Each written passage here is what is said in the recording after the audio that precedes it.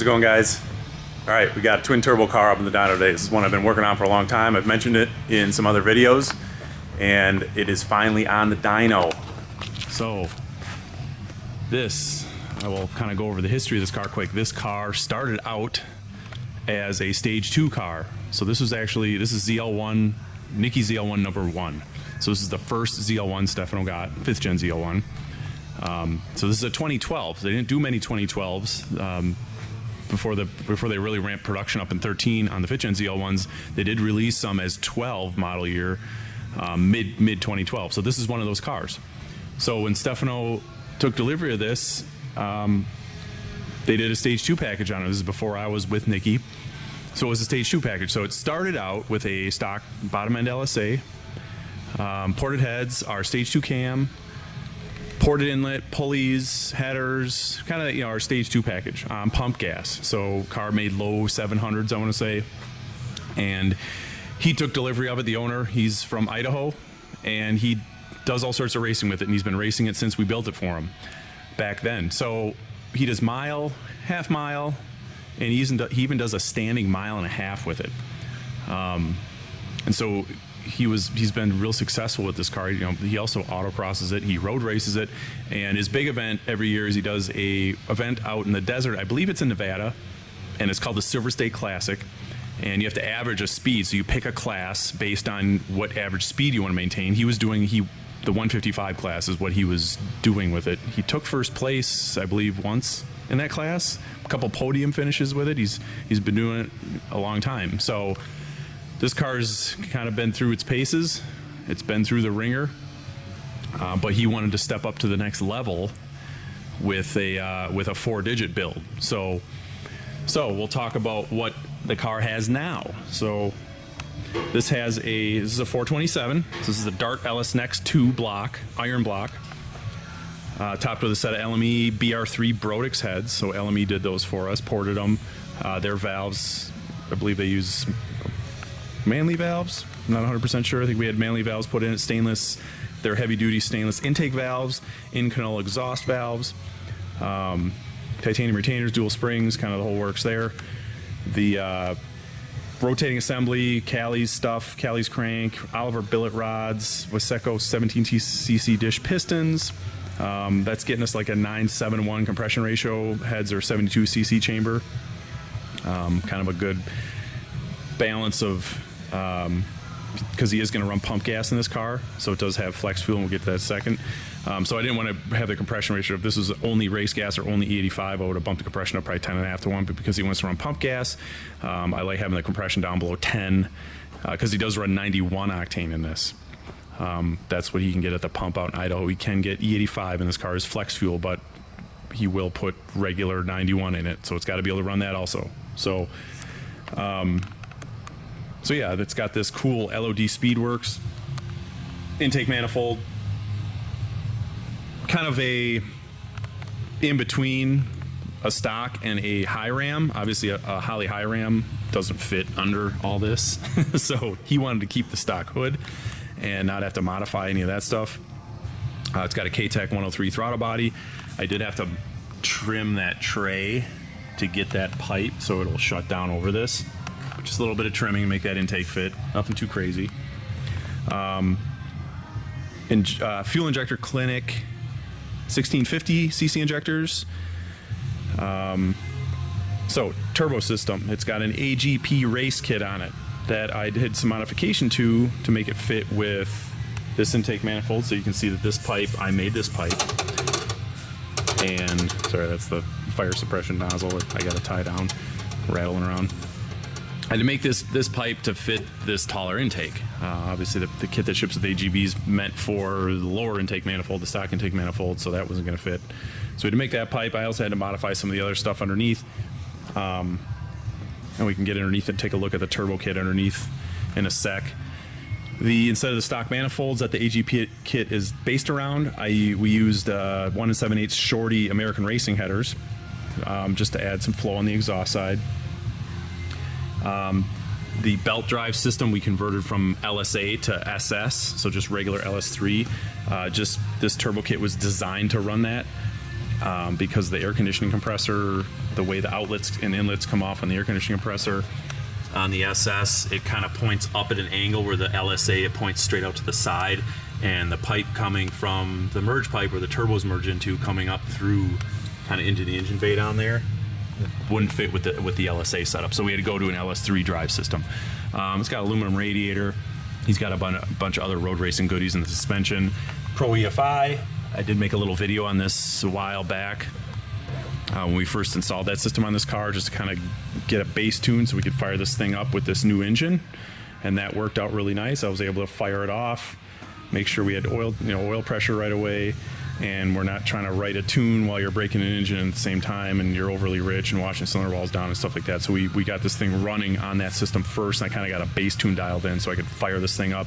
I like, on a fresh motor, I like to be able to start something up and get it, up to temperature quickly, and get that first startup really is a lot of where the rings are broken in. That's where I believe 85 to 90% of the ring break-in is on that first warm-up. So we want to make sure that our air fuel, we're not overly fueling the engine when it's cold, and on that first startup, make sure we have good oil pressure, all that stuff. So I know I'm missing some other stuff. I had to kind of do some custom breather system. I modified the PCV box on the LSA. I used an LS3 pan valley plate with that breather box on the inside. I modified that to allow some more vapor to come up through that way.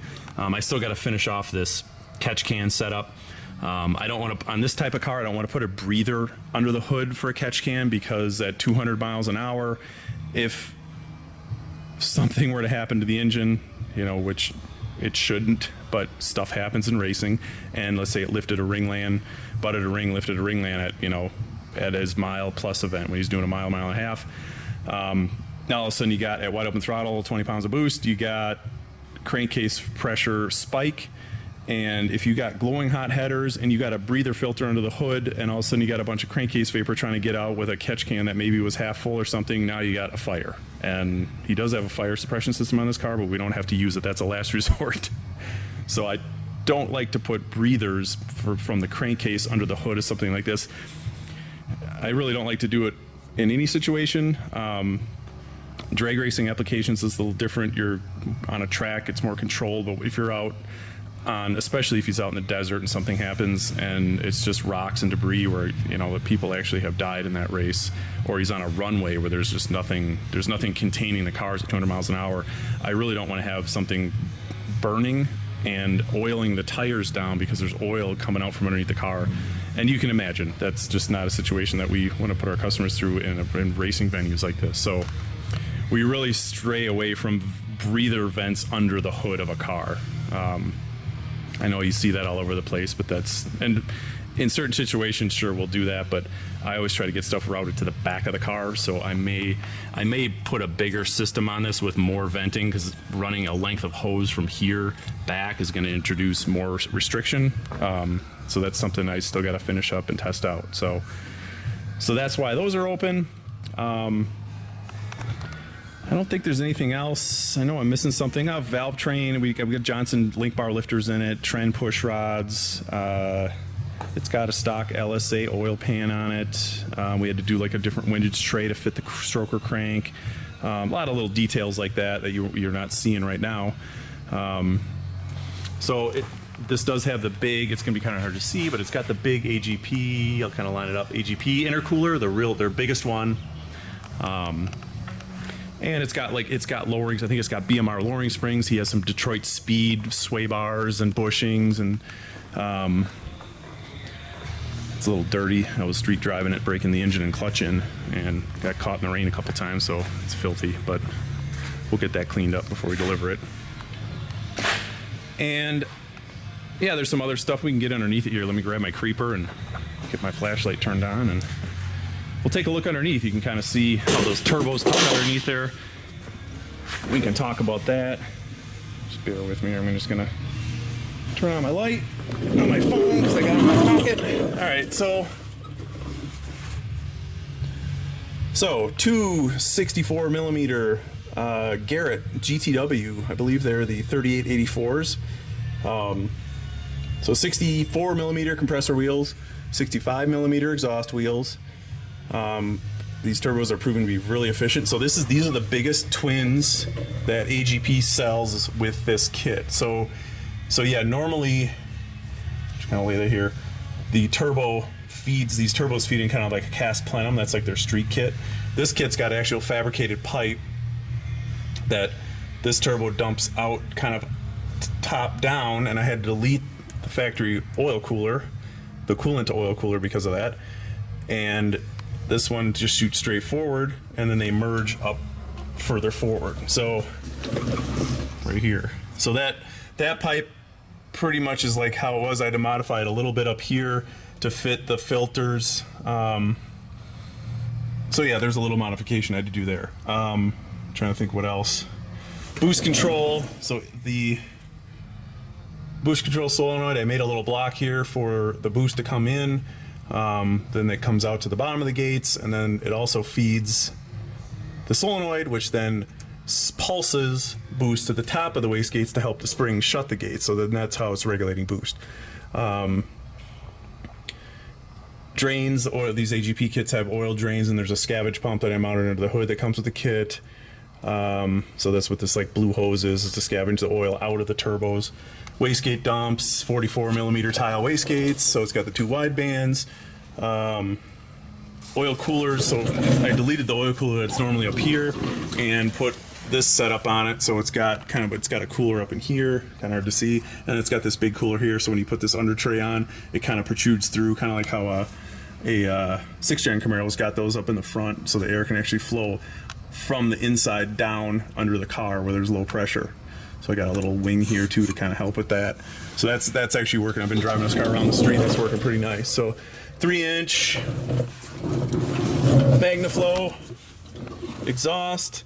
We actually picked up quite a bit of power. I had a stock cap back on it, and we picked up a ton of power going to this. I picked up, I think, 100 horsepower just switching the exhaust out. It was pretty crazy. I knew we were at a restriction about 1,000 horsepower to the wheels. Also, I have, and I'll talk about that when we look at some dynographs here, I got screens on the inlets of the turbos. So AGP does ship these with like a filter, a little silicone deal with a filter on the end. Those proved good up to like, again, about 1,000 horsepower at the wheels. And then I started seeing a restriction where I was adding boost and stuff wasn't really increasing like it should. So those are going to be for like track use only. If you street driving or like open road racing on a dusty, desert highway, you probably want to put filters back on. So roll back underneath here. All right, sorry. I'm just trying to kind of show you guys the whole setup on this car so we're not missing anything. So I think that's everything. Oh, drivetrain, triple disc monster clutch, sintered iron, their race series clutch. Pretty grabby unit, but it's got to be for something like this.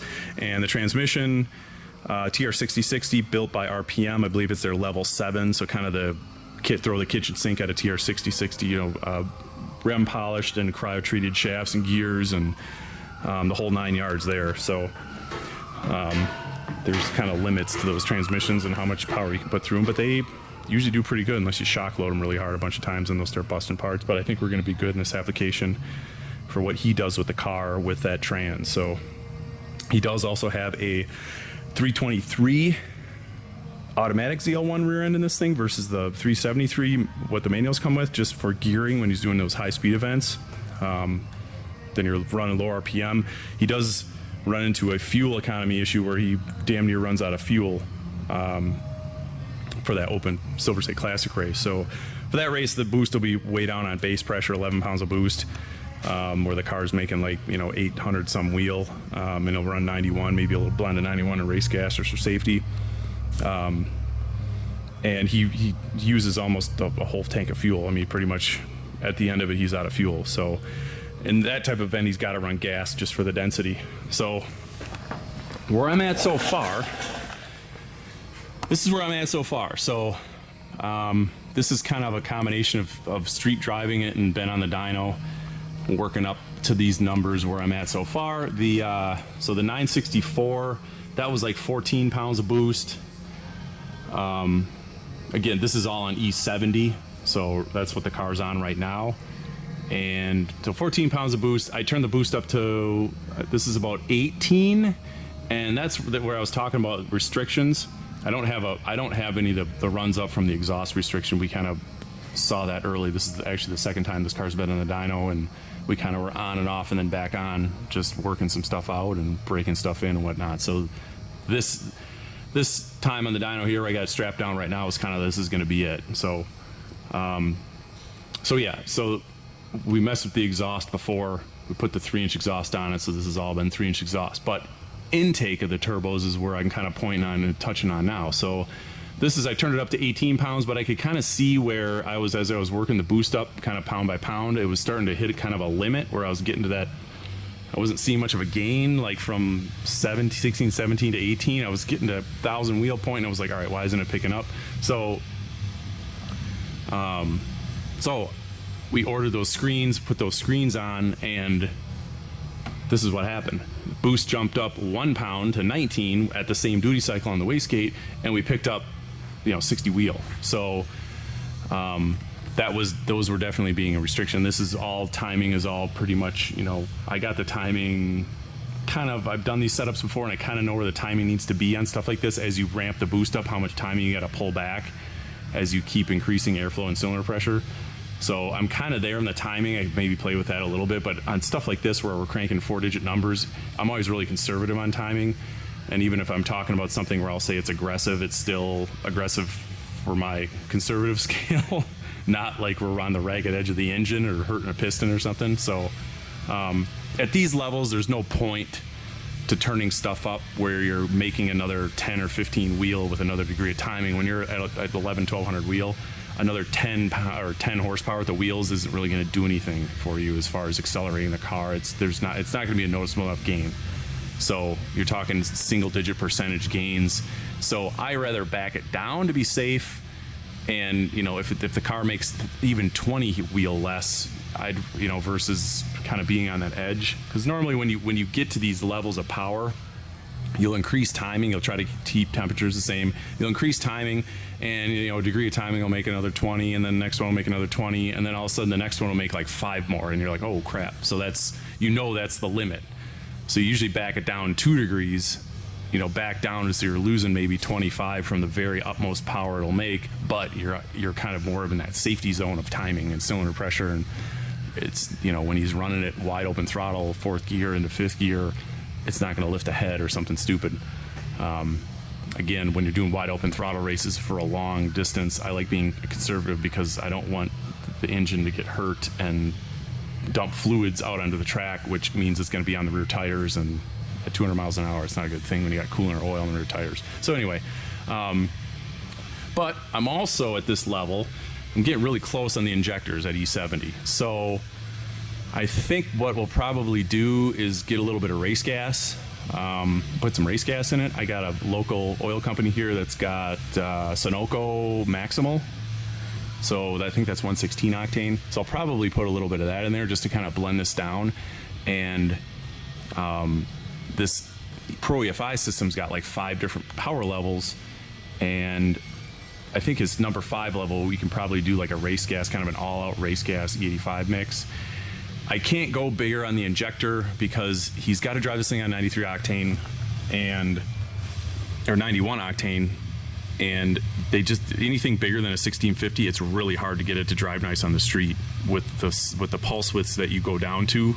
They got to get really small, and even on these 1650s, they got to get really small. And it's like on 91 octane, you're kind of like at the limit. 2150s or 21, anything bigger like a 2150 or 2100 cc, it's just too much for pump gas. E85 only, you're fine, but pump gas, if you're gonna run pump gas in something, in my past experience, it's just too much, and it's really hard to run air fuel ratios on pump like in the mid 14s, so you're just kind of holding that stoic point at 91 octane and get it to cruise around nice. It's really hard to do that. So this is as big of an injector as we're going to put in this car. So I think that'll be the limit. But because we're only at 19 pounds of boost, we definitely got a lot more airflow to go on these turbos. These turbos will push toward well over 1200 wheel. So my goal is 1200 wheel. So I think the next step here is go get a little race fuel and put maybe 5 gallons. I'm about a half a tank right now. Maybe put 5 gallons of race fuel in this thing and blend it so we're 40-some% ethanol is where I would like to see, and go from there. And we can start leaning some more boost on it and see what kind of power it makes. So I'm gonna set the camera back down. This video might go into another day here, but we'll see how much time we got on this, and we'll see if we can get to 1200 with a little bit more boost and some added fuel in the tank.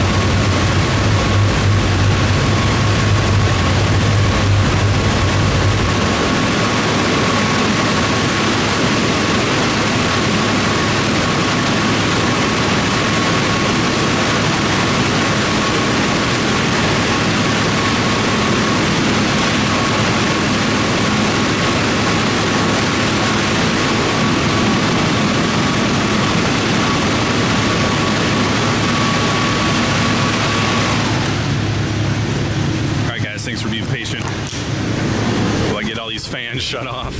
It's real hot in the shop, so I'm trying to keep everything cool, but looks like we hit our mark. So 1208 with that, with cleaning some stuff up.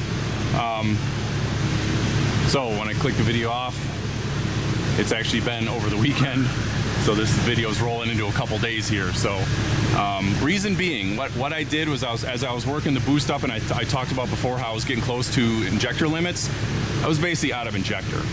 I didn't want to keep pushing it to just beyond injector limits, and kind of so he's got a way to have it set up, and this tune here, I can just kind of leave that for his kind of level 4 flex fuel tune.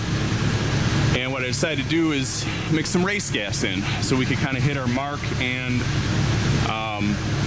and then at his level 5, I think it'll be a race gas blend, because again, we talked about the injectors 1650s. I can't really go any bigger than that and have this thing drive around a 91 octane, you know, feasibly on the street like he does. So this is about 50% ethanol. So I blended in probably a third 116 octane. Locally we have a place that sells Sunoco Maximal, which is 116. So I put a little bit of that in there, and I pretty much had my fuel table set up. I did end up this morning, I put some Fresho 2 sensors in it because I was kind of getting some wonky readings bank to bank. Now I'm back to nice and even, both banks together. So I just replaced both the wide bands, and this is where we ended up. This is where I wanted it to be. I'm super happy with this number. We wanted to hit 1200 wheel, and we did it. So that's looking real nice. You know, 1060 torque and 1280. Looks like we're you know, the boost, I did kind of have a little bit of a ramping boost curve. Before I ran out and grabbed the camera for you guys, I just glanced at the data logger. Looks like the boost kind of tailed up a little bit at the end, but that's okay. I'd rather more have it like that. Obviously, street to dyno and back and forth, it's kind of hard to set the boost on the dyno because of how the car is loaded on the street versus the dyno. Now I do have the load cell turned on. I can't turn it up any more than like 15% or it just spins the tires. You put drag radials on it and it reads way lower because the drag radials induce so much friction on those rollers. And again, like I was talking about before, then you end up with you know, rubber everywhere. It makes a huge mess when you're putting this kind of power on a drag radial through those rollers. So anyway, 1200, 1208 SAE, that's where I want to be. And it looked, we're not really leaning on this thing. We're low 20s. This motor, you know, these turbos and this motor are good for more. Instead of beating this thing up more on the dyno, I think I'm good. So I think we're gonna call it here for dyno work. Now, if we get into a situation where I'm at the track with him and we're shooting for a number or something, let's say he's, you know, trying to hit a mile an hour and we turn it up and play with it there. But yeah, that's pretty awesome. I'm happy with that. So let's take a look at the data log.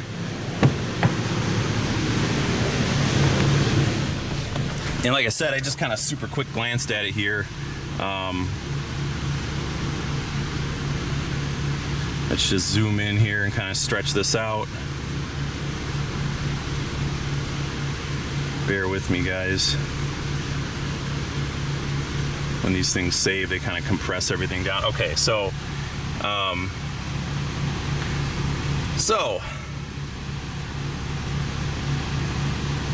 boost hit 250 kPa, which is 21 some pounds. It should look like the logger kind of froze on me for a sec there, but so I'm not sure. It kind of looks like all this data got kind of stretched to the next point here, but that's where we're gonna call it. It went 250. Timing, I was about 16, which I think is pretty aggressive, and I'm gonna, you know, just kind of leave it like that. My air fuel ratios, those, I did lean it out a little bit. Just watching the air fuels, they were pretty close. That's these yellow and green lines.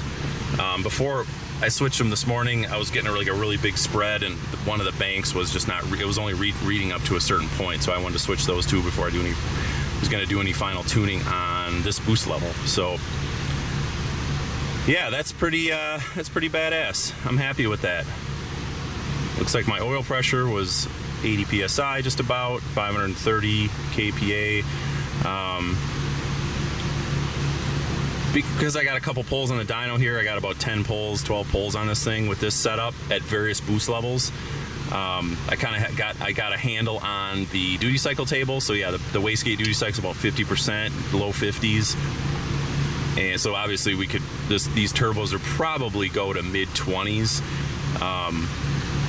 But for what this car is going to be used for, again, if we ever were to get to that point at a track, maybe like a half mile or mile event or something like that, I might, and we had, you know, a little bit of race gas mixed into the 85, and we knew everything was good to go, we could turn it up more. It just gets kind of hard in the dyno because the pulls start getting so short, and you can see how it just like cranked right through the top, you know, the last 1,000 RPM. Once it hit 6,000, it just took off. So you can kind of see in the log, it kind of jumped. So yeah, so 21 pounds. Air fuel is, this is reading an actual air fuel, so I'm targeting right now, my mixture is 50%, and so it's targeting 9.4 AFR actual, so in actual air fuel ratio, basically what it'd be for E50. Basically I'm commanding like mid-high 11s for air fuel.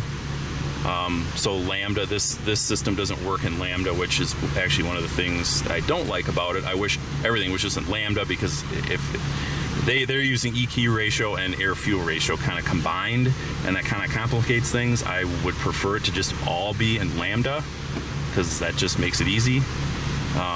But yeah, obviously, you know, the way I'm blogging and adjusting stuff. Anyway, yeah, I'm happy with that. I think we're going to call it for the dyno on this one. And I might do a little bit more drivability with it, with these Fresh O2 sensors, make sure everything is still good there.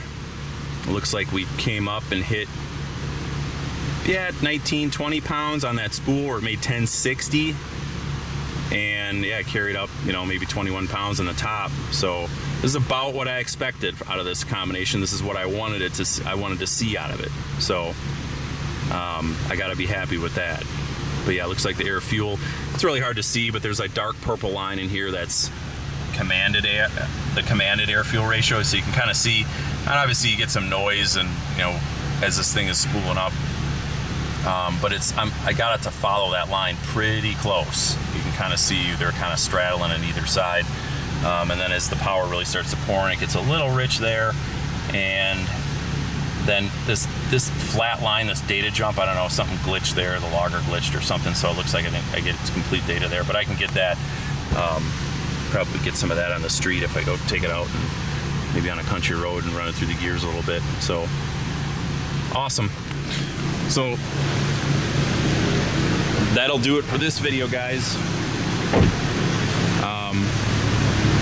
Take a look at that final again. I took off those other dynographs from before, just to kind of make this simplified. So, you know, we're talking that was like 18 to 19 pounds of boost, and now we're up a couple more pounds. That's just from going up like 2, maybe 3 pounds of boost. We picked up 100 wheel. These turbos are very efficient still.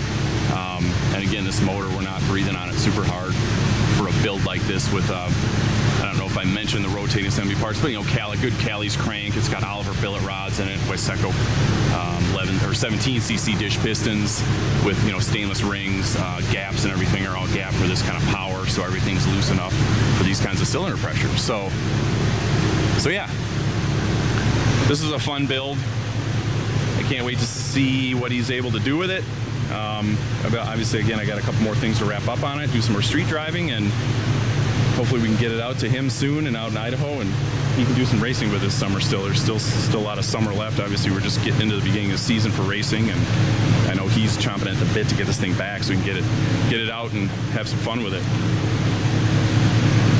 So that'll do it, guys. Thanks for watching. You check back in the channel. This is a big one I wrapped up finally. So got a lot of other stuff going on. We got another 427 build coming down the pipe. I don't know, we can't get parts, but see if we can get that done in the next couple of months. But as always, thanks for watching. Talk to you later.